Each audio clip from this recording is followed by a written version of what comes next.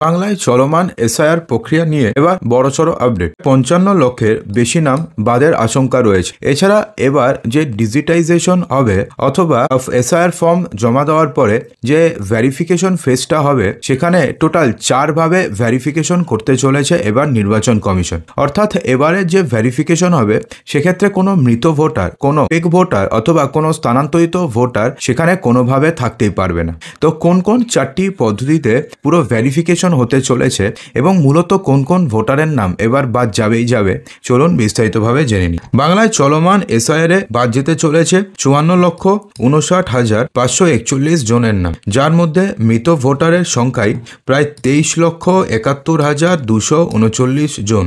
বাকি ভুতুড়ে ভোটার, স্থানান্তরিত ভোটার।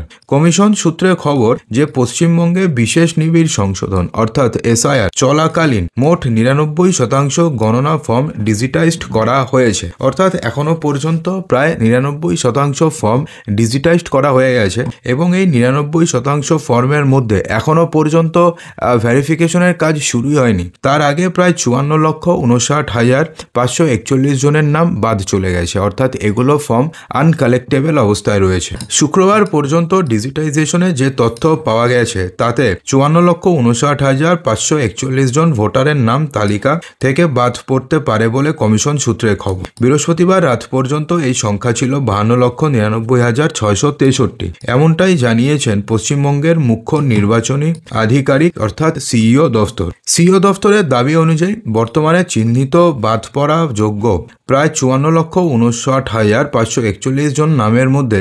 23,71,239 জন মৃত ভোটার হিসেবে তালিকাভুক্ত। বাকি নামগুলির মধ্যে রয়েছে শিফটেড, ট্রেস করা যায়নি এবং ডুপ্লিকেট ভোটাররা।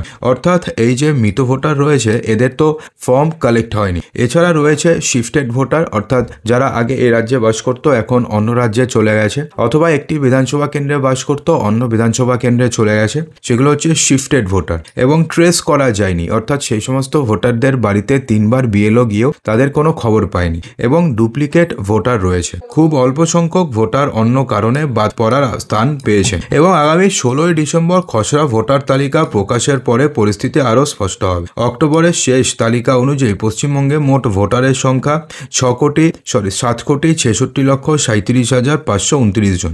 এসআইআর পর্ব শুরু হয়েছে 4 নভেম্বর থেকে। 16 ডিসেম্বর খসড়া ভোটার তালিকা প্রকাশের পরে সব সংশ্লিষ্ট প্রক্রিয়া সম্পূর্ণ করে 14 ফেব্রুয়ারি প্রকাশিত হবে চূড়ান্ত ভোটার তালিকা। এদিকে মৃত ভোটারদের পৃথক তালিকা তৈরির জন্য শুক্রবার নির্বাচন কমিশন রাজ্যের বিভিন্ন স্তরের নির্বাচনী আধিকারিকদের নতুন নির্দেশ পাঠিয়েছে।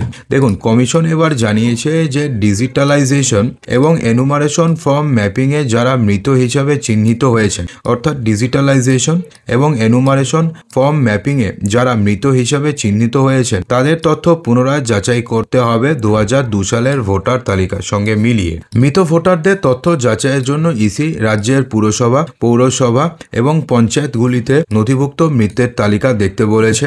বিভিন্ন বীমা সংস্থা বা ব্যাংকে সংরক্ষিত ডেথ রেকর্ড, রাজ্য সরকারের মৃত্যু সংশ্লিষ্ট সামাজিক সুরক্ষা প্রকল্পের উপভোক্তাদের তালিকা খতিয়ে দেখারও পরামর্শ দিয়েছে নির্বাচন কমিশন। এবং এই সমস্ত জায়গা থেকে নিশ্চিত হয়ে তবে সেই সমস্ত ভোটাররা যে মৃত ভোটার সেই হিসাবে চিহ্নিত করতে বলেছে নির্বাচন কমিশন। অর্থাৎ নির্বাচন কমিশন কোনোভাবে চায় না যে কাউকে মৃত ভোটার হিসাবে চিহ্নিত করার পরে সে আবার ক্লেম করুক যে সে মৃত ভোটার নয় বা তার নাম ইচ্ছাকৃতভাবে কেউ ভোটার তালিকা থেকে বাদ দিয়েছে। সে কারণে এগুলো এবার ব্যবস্থা করছে নির্বাচন কমিশন। দেখুন, এদিকে আবার এনুমারেশন ফর্ম জমার পরে 4টি ধাপে তা পরীক্ষা করার নির্দেশ দিয়েছে নির্বাচন কমিশন। অনলাইনে ভোটারের তথ্য দেবে নির্বাচন কমিশন, সেই তথ্য ধরেই ম্যাচিং করতে হবে ইআরওদের। মৃত ভোটারদের সমস্ত তথ্য খতিয়ে দেখবেন ইআরওরাই। টোটাল যে 4টি ধাপে এবার পরীক্ষা হতে চলেছে তার মধ্যে প্রথমটি রয়েছে ডেমোগ্রাফিক সিমিলার এন্ট্রি, অর্থাৎ দুটো নামের এন্ট্রি থাকছে কিনা তা খতিয়ে দেখতে হবে। অর্থাৎ এমন তো কেউ নেই যাদের দুটো নামের এন্ট্রি রয়েছে, অর্থাৎ একই বিধানসভা কেন্দ্রে ডাবল এন্ট্রি রয়েছে অথবা বিভিন্ন বিধানসভা কেন্দ্রে ডাবল এন্ট্রি রয়েছে। অর্থাৎ একজনের নাম ধরুন কোচবিহারে রয়েছে, ওইজনের নাম ধরুন আবার হাওড়াতে রয়েছে বা ধরুন জলপাইগুড়িতে রয়েছে। এমনটা নেই তো, একই নামের, একই বাবার নামের, একই ভোটার কার্ড, একই আধার কার্ডের নাম্বারের ব্যক্তি তো নেই, সেটা খতিয়ে দেখতে হবে। এর মাধ্যমে কেউ যদি ডুপ্লিকেট ভোটার থাকেন সেটা সহজেই চিহ্নিত করা যাবে। অন্যদিকে থাকছে ফটো সিমিলার এন্ট্রি খতিয়ে দেখার কাজ। ফটো সিমিলার এন্ট্রি মানে মানে কি, ধরুন কেউ একজন রয়েছেন, তার ধরুন ফটো একটা জায়গাতে রয়েছে, আরও ধরুন সেম ফটো আরও অনেক জায়গাতে রয়েছে। এতদিন পর্যন্ত কি ছিল, এতদিন পর্যন্ত ম্যানুয়াল ছিল।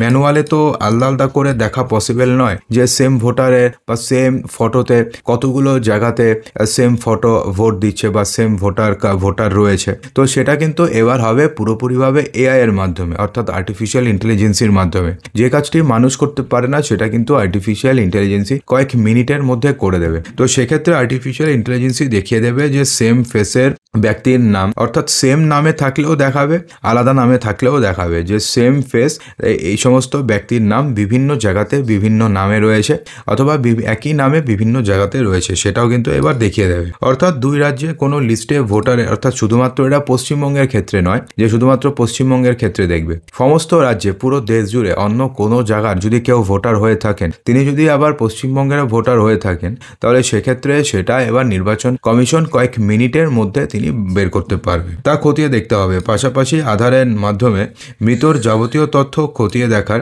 নির্দেশ দেওয়া হয়েছে ইআরওদের। চতুর্থ ধাপে থাকছে তাহলে যে মৃত্যুর শংসাপত্র বিশদে খতিয়ে দেখা, অর্থাৎ এক্ষেত্রে গোটা ভারতে যে ডেটাবেস রয়েছে সেটা অন্যান্য রাজ্য পরীক্ষা করার দেখার নির্দেশ দেওয়া হয়েছে। অর্থাৎ মৃত্যুর শংসাপত্র আছে কিনা, অথবা যে সমস্ত ভোটারকে জীবিত বলে দেখানো হয়েছে তিনি কি আদৌ জীবিত নাকি তিনি মৃত ভোটার, সেটা খতিয়ে দেখা হবে। অথবা কোনো ভোটারকে যদি ইচ্ছাকৃতভাবে মৃত দেখানো হয়, তো সেক্ষেত্রে তিনি আদৌ মৃত নাকি তিনি জীবিত, সেটাও কিন্তু খতিয়ে দেখা হবে, এমনটা জানিয়েছে নির্বাচন কমিশন।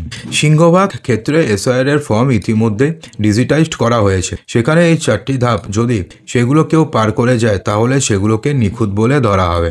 অর্থাৎ আপনার নাম ডিজিটাইজ যখন শুরু হবে তখন যদি এই 4টি ধাপ, 4টি স্টেপ যদি আপনি পার করে যান, তাহলে সেক্ষেত্রে আপনার নাম চূড়ান্ত ভোটার তালিকাতে ইনক্লুড করে দেওয়া হবে। সেক্ষেত্রে আপনাকে আর কোনো ডকুমেন্টস দেখাতে হবে না। কিন্তু কেউ যদি কোনো স্টেপে আটকে যায় তাহলে সেক্ষেত্রে তার নামে কিন্তু ডকুমেন্টস দেখাতে হবে। বিশেষ করে এমন কাউকে যদি খুঁজে পাওয়া যায় যে ধরুন যার নাম পশ্চিমবঙ্গে রয়েছে, বিহার রয়েছে, এদিকে ওড়িশা রয়েছে, তাহলে সেক্ষেত্রে সেই সমস্ত ভোটারদের এগেনস্টে বড়সড় পদক্ষেপ নেবে নির্বাচন কমিশন। দেখুন কি বলেছে, ফলে হিয়ারিং এর ডাক আসা তাদের ক্ষেত্রে সবথেকে ক্ষীণ বলে ধরা হবে কেউ যদি এই 4টি ধাপে যদি পার করে। অন্যদিকে মৃত ভোটারদের নিয়ে ইতিমধ্যে জেলাশাসকদের সতর্ক করেছে নির্বাচন কমিশন। সেক্ষেত্রে ডিওদের বা বিএলওদেরও কিন্তু স্পষ্টভাবে বলে দেওয়া হয়েছে যে কোনো বিএলও যদি ইচ্ছাকৃতভাবে কোনো শিফটেড ভোটার বা কোনো মৃত ভোটারের নাম যদি ভোটার লিস্টে রেখে দেয়, তাহলে সেক্ষেত্রে সেই সমস্ত বিএলওদের এগেনস্টেও কড়া পদক্ষেপ নেবে নির্বাচন কমিশন। তো বন্ধুরা, এই নিয়ে আপনাদের কি বক্তব্য রয়েছে কমেন্ট বক্সে জানাতে একদমই ভুলবেন না।